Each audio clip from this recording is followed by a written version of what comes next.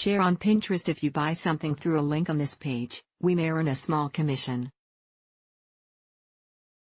How this works. Diapers are on almost every list of baby essentials you'll find. In fact, by some estimates, a whopping 27.4 billion disposable diapers are used in the United States each year. Some parents, however, are choosing to ditch diapers in favor of an infant toileting practice called elimination communication. That's right, elimination, as in pee and poo, and communication, wherein you listen to your baby's cues to discover when they need to go. Related, cloth diapers versus disposable, which is better? What is elimination communication? Picture this familiar scenario. You feed your newborn baby. A few minutes later, you notice grunting and straining. It doesn't take long for new parents to learn these signs mean a dirty diaper is in the works. You wait. The baby goes. Then you change the diaper to a fresh one, and the process happens again and again, and again, until your child is a toddler and you choose to potty train. Parents who practice elimination communication, EC, cut out the middleman. They observe the signs and immediately act, getting their child to a potty or other designated waste receptacle. The idea is that, over time, baby becomes accustomed to this process and, as a result, is more empowered and independent with toileting from a very young age. That said, there's an important difference between EC and actual potty training. BC, the baby is simply communicating their need to urinate or defecate and immediately doing so with the parent's support. There's no holding their waste like with conventional potty training. Depending on the source, you may also hear this method called infant potty training or natural infant hygiene. Some experts, like author Lori Book of Infant Potty Training, a gentle and primeval method adapted to modern living, consider EC a part of attachment parenting. Why? It involves an intimate connection and communication with baby. Related, attachment parenting, is it healthy? Where does it come from? If this idea sounds overwhelming to you, or even ridiculous, it's important to note that it isn't some new trend or fad. In fact, Ingrid Bauer first coined the term elimination communication back in 2001. She wrote a book titled Diaper Free: The Gentle Wisdom of Natural Infant Hygiene. Even then, the idea of infant pottying wasn't new. There are civilizations throughout the world that practice natural infant hygiene as early as between 1 and 3 months old. These are places where diapers aren't the norm, either because they aren't readily available or they just aren't a part of the culture.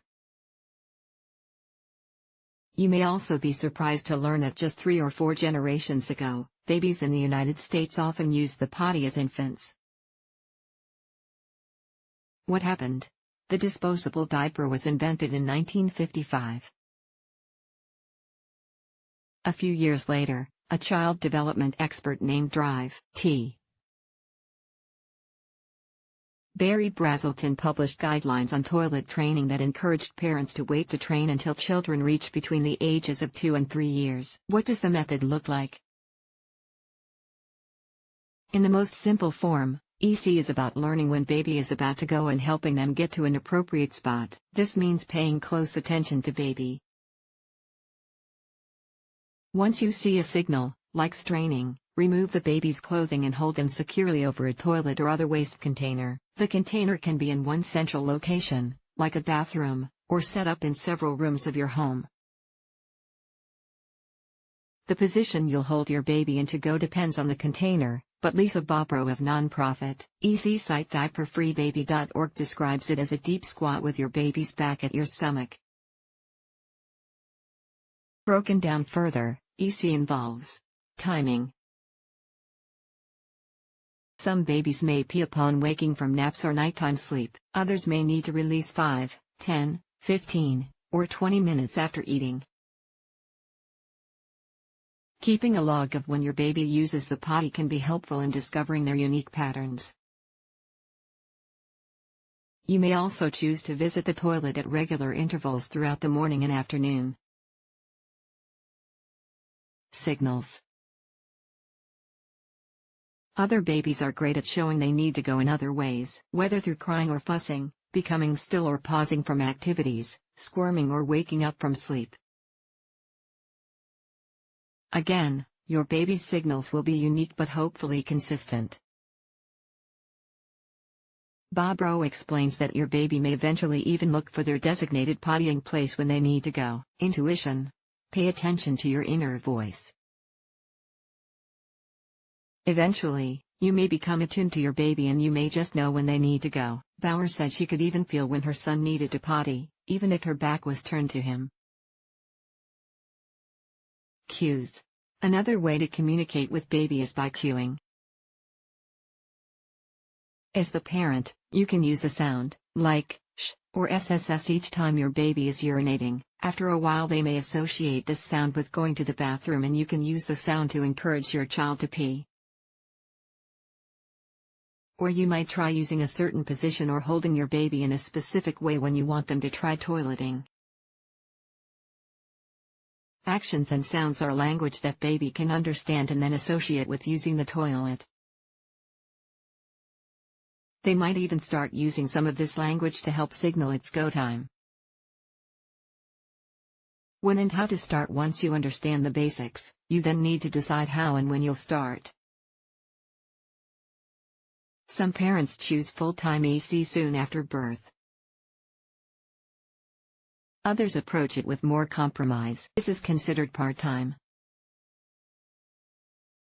It can mean anything from only using a toilet after feeds and doing diapers during naps and nights to always using a toilet at home and diapers while out. Alternatively, some families may choose to use the toilet just once before bed each night. And if you didn't begin EC with your newborn, it's not too late. You can really begin using this method whenever you like or whenever you feel your baby may be receptive to it. Related, average age for potty training boys and girls. Supplies. Well, the idea is that you won't need diapers, at least, not many. With EC, there are certain supplies that can make life easier and cleaner. The things you'll need may be different from what somebody else uses. So, before heading out and buying everything, stop and consider your lifestyle goals. Budget potty chair. Genevieve Howland at the popular natural parenting site Mama Natural specifically recommends the Baby Bjorn potty because it's small and includes an insert that can be used alone, for tiny babies, or inside the potty, for older ones. If you're on a budget or want to have a potty receptacle in each room, you may even just use a sink or small plastic container. Clothing. Choose clothing items that are either crotchless or easy to remove.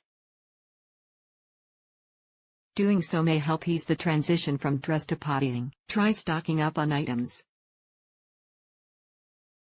Shop online for items like baby leg warmers and nightgowns that open at the bottom. Backup diapers. You can use whatever you're comfortable with using or whatever agrees with your baby's bum. That said, browse online for cloth diapers, which may help baby tune in better with being wet. Other parents choose to use cloth underwear specifically designed for babies. Books.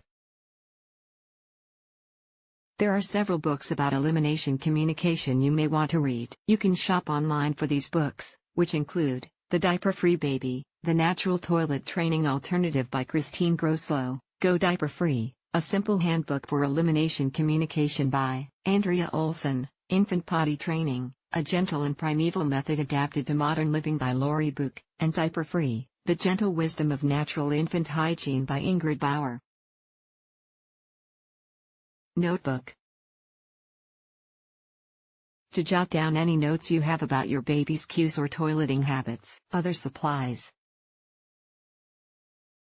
Some on-the-go parents may want to get a special bag or tote to carry around supplies when out and about. Others may find keeping a good stock of waterproof bed pads is helpful, especially at night. Powered by Rubicon Project. What are the benefits? Supporters of elimination communication share that there are a number of benefits for both parents and babies based on their anecdotal evidence. Happy skin. You may experience fewer diaper rashes and other infections, like urinary tract infections. This isn't specifically studied related to EC, but when baby isn't sitting in their own waste products, the skin is able to stay dry and breathe better. Reduced waste.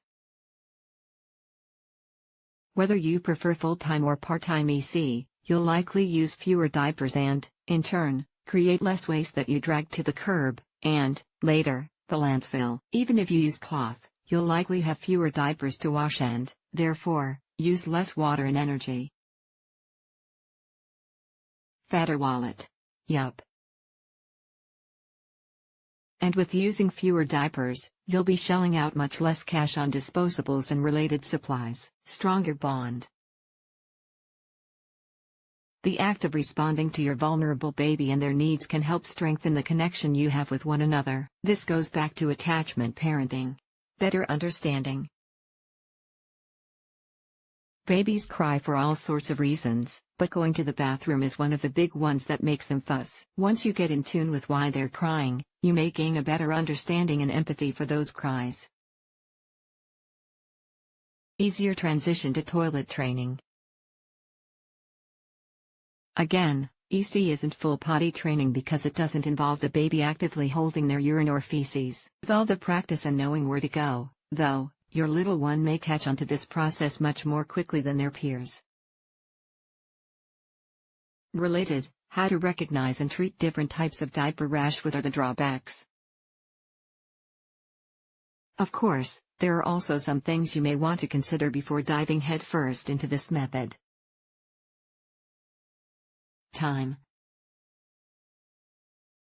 As you can imagine, it does take much more time to pay attention to your baby's signals than it does to simply let them poop in a diaper. It may even feel overwhelming to brand new parents who are still just getting used to caring for another living being. Logistics. Other parents may not have the ability to regularly be with their infant long enough to practice full-time EC, and caregivers, like nannies or daycare providers, may not be familiar or otherwise into the idea. Isolation. Elimination? You may raise a few eyebrows from your friends and family. People may flat out tell you you're crazy, which could be hurtful if this is something that's important to you. Or it could make you feel like you're living on some alien planet because nobody else seems to be doing it. Convenience.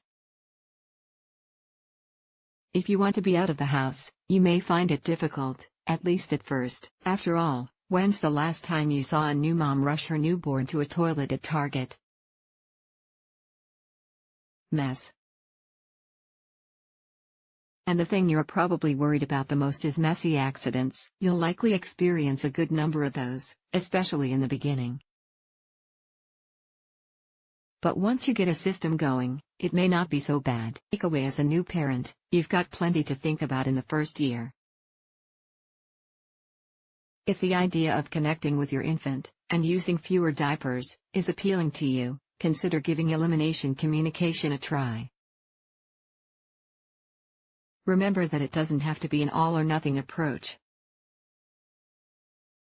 Some families find that part-time is a good fit, while others embrace it fully from the beginning. Also, as with most things parenting, there's really no right or wrong way. You may feel frustrated at times, and it may take some time before you fully understand how your baby communicates and what their communications mean. Keep in mind that the best method is what works for your family's goals, circumstances, and resources.